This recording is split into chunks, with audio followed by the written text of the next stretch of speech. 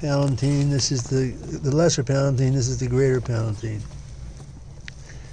And these are branches that I probably should cut those out. That's a palatine branch.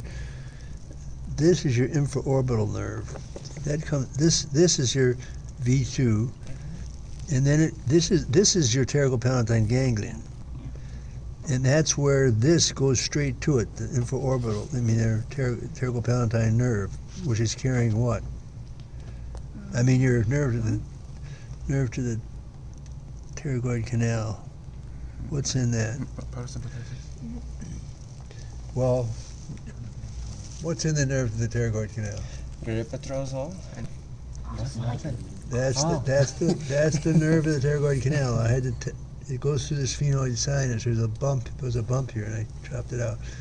So this is the V2 coming from your foramen rotundum, okay? And then the easiest way to look at this, you'll see this is the nerve of the pterygoid canal. That's a palatine branch, which is going to go to your front teeth, and I'm leaving that on. This is the greater and lesser palatine. Greater and lesser.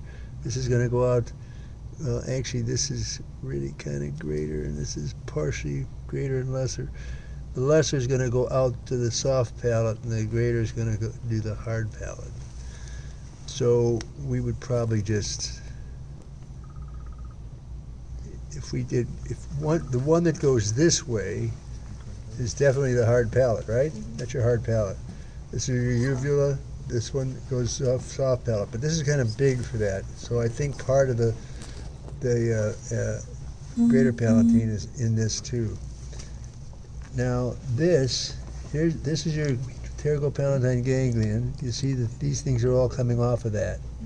This is bringing the parasympathetics to the pterygopalatine ganglion. It's hanging on, and these are zygomatic branches here.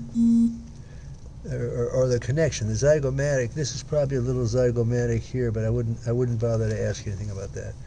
You remember the zygomatics? This is the pterygopalatine ganglion. It's getting its information from the nerve of the pterygoid canal for sympathetic and parasympathetics.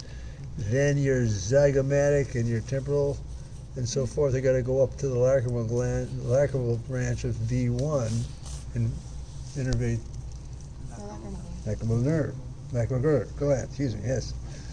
Now this, on this side, the V2 itself keeps going on.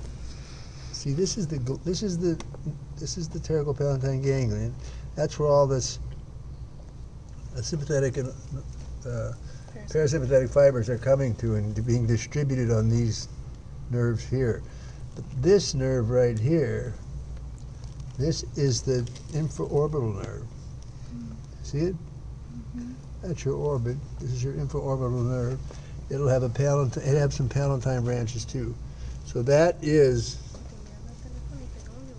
I probably should cut this off. Have you got scissors? Good.